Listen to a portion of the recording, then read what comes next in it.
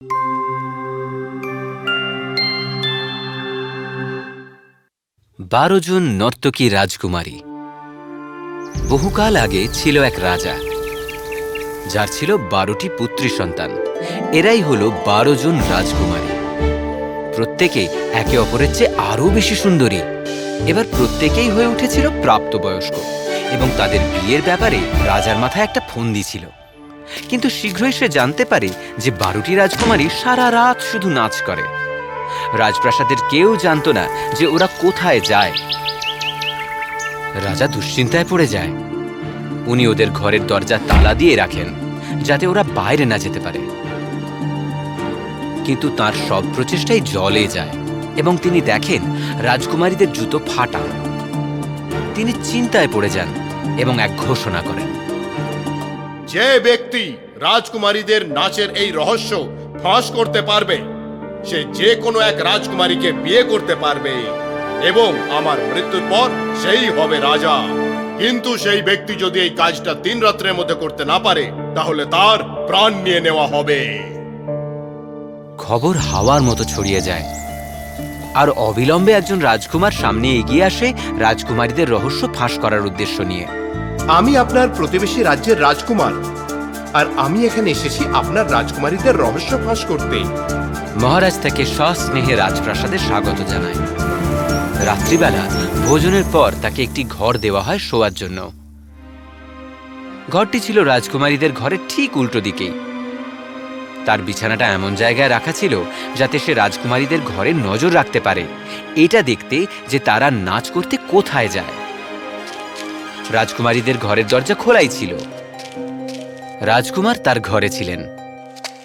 2 জন রাজকুমারী তার ঘরে আসে এবং তাকে এক গ্লাস ওয়াইন খেতে দেয়। রাজকুমার ওয়াইনটা খায় এবং দেখতে থাকে যে রাজকুমারীদের ফন্দিটা আসলে কি। সে খাটের উপর বসে যায়, কিন্তু তার মাথা ভারী হয়ে আসে এবং সে ঘুমিয়ে পড়ে। সে সকালবেলা ঘুম থেকে উঠে দেখে রাজকুমারীরা নিচে ফেরত চলে এসেছে। আর এই একই জিনিস চলতে থাকে পরের 2 রাত ধরে। 4র্থ নম্বর দিনে যখন রাজকুমার কোনো উত্তর দিতে পারে না, তাকে রাজার লোকেরা নিয়ে গিয়ে শাস্তিস্বরূপ ফাঁসি দিয়ে দেয়, কোনো রকম সহানুভূতি না দেখিয়ে। তারপর বহু মানুষ সামনে এগিয়ে আসে ওই একই কাজের ভার নিতে, কিন্তু প্রত্যেকেই ওই রহস্যের উদ্ঘাটন করতে অসফল হয় এবং প্রত্যেকেই রাজা ফাঁসি দেয়। তাদেরকে মেরে ফেলতে রাজার একটুও ভালো লাগছিল না এবং সে খুবই হতাশ হয়ে গেছিল রাজকুমারীদের এই নাচের রহস্য না জানতে পেরে। এই রাজ্যে ছিল এক সৈনিক এবং তাকে আহত হওয়ার দরুন সেনার কাজ ছাড়তে হয়েছিল।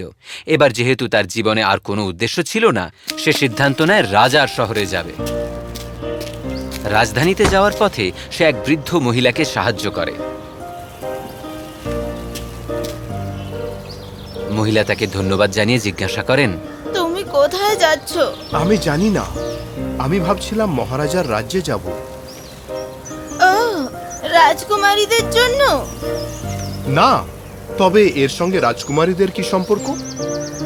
তুমি কি রাজার ঘোষণা এখনো শোনোনি? ও হ্যাঁ, আমি শুনেছি, কিন্তু আমার মনে হয় যদি আমি এই উদ্দেশ্যে যাই তাহলে আমার জীবনটাই যাবে, ঠিক বাকিদের মতনই যারা এই কাজের ভার নিয়েছিল। তুমি যে কোনো অবস্থায় পানীয়টা নেবে না যা তোমায় শুতে দেওয়ার আগে দেওয়া হবে এবং ঘুমানোর ভান করে থাকবে। এটা বলার পর বৃদ্ধ মহিলাটি ওকে একটা আলখাল্লা দেন। এটা পড়া মাত্রই তুমি অদৃশ্য হয়ে যাবে। এটা তোমায় সাহায্য করবে 12 জন রাজকুমারীর পিছু করতে। সৈনিকটি বৃদ্ধ মহিলাকে ধন্যবাদ জানিয়ে রাজার প্রাসাদের দিকে রওনা দেয়। রাজা তাকেও স্বাগত জানায়। সৈনিকটির সঙ্গে একই রকম আচরণ করা হয় যা বাকিদের সঙ্গে করা হয়েছিল। পরে রাত্রিবেলা তাকে সেই ঘরে নিয়ে যাওয়া হয় যা রাজকুমারীর ঘরের ঠিক উল্টো দিকেই ছিল। কিছুক্ষণ পর সবচেয়ে বড় রাজকুমারী সৈনিকের ঘরে প্রবেশ করে। হ্যালো রাজকুমারী।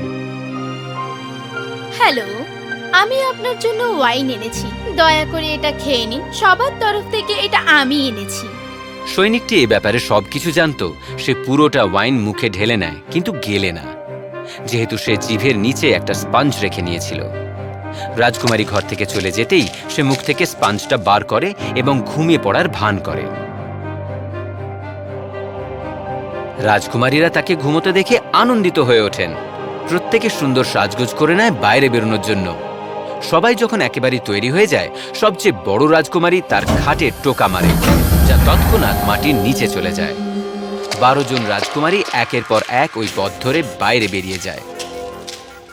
সৈনিকটি এই সব দেখছিল। সে ওই আলখাল্লাটা পরে নেয় এবং ওদের পিছু নেয়। সে নিচে যায় সবচেয়ে ছোট রাজকুমারীর সঙ্গে। সিঁড়ি দিয়ে অর্ধেক নামার পর সবচেয়ে ছোট রাজকুমারী ভয় পেয়ে যায়। মনে হচ্ছে আমার সঙ্গে কেউ হাঁটছে। এরকম তখন মনে হয় যখন আমরা অন্ধকারে হাঁটি। চলে এসো।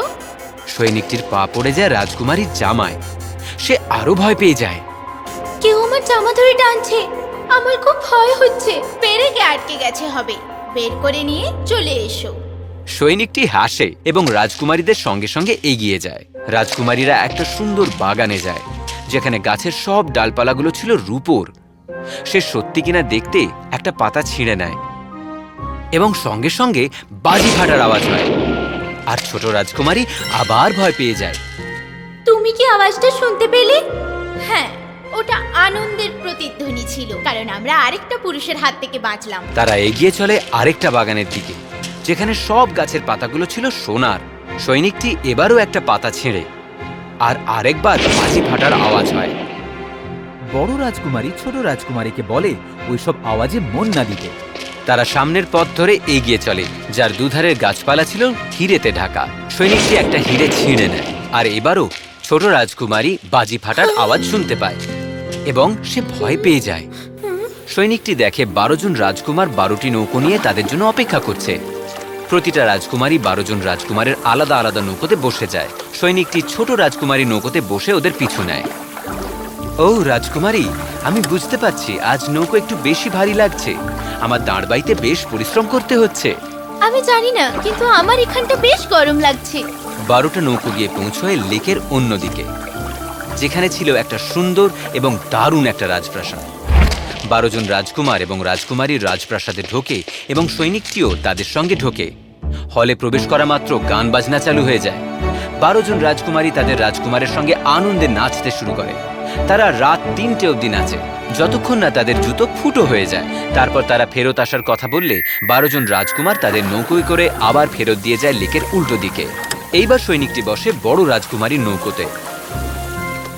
ওরা যখন ঘরে প্রবেশ করছিল, তখন সৈনিকটি তাদের আগে দৌড়ে গিয়ে ঘরে শুয়ে পড়ে এবং ঘুমানোর ভান করে। আর রাজকুমারীরা ধীরে ধীরে তাদের ঘরে আসে। ও, আমরা সুরক্ষিত। চলো জামা কাপড় পাল্টে গিয়ে শুয়ে পড়ি।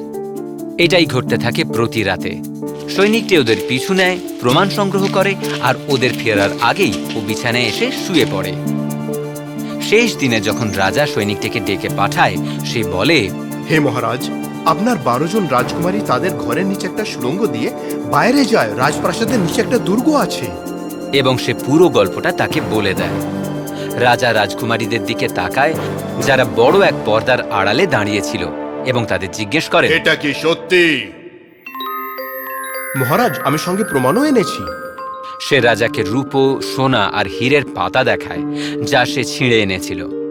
রাজকুমারীরা এবার মেনে নেয় এবং মহারাজকে সবকিছু সত্যি সত্যি বলে দেয়। মহারাজ সত্যিটা জানতে পেরে খুব খুশি হন। তিনি সৈনিককে শাবাশি দিয়ে বলেন, তুমি আমার কোন মেয়েকে বিয়ে করতে চাও বলো। আমার বয়স আর অল্প নেই, তাই আমি আপনার বড় মেয়েকেই বিয়ে করতে চাই। রাজা প্রজাদের আদেশ দেন বিয়ের জন্য সব জরুরি জিনিসের প্রস্তুতি নিতে, আর ওই দিনই বিয়ের অনুষ্ঠান সুসম্পন্ন হয়। আমার অবর্তমানে আমার জামাই হবে এই রাজ্যের রাজা। ওরা সবাই সুখে স্বচ্ছন্দে দিন কাটাতে থাকে।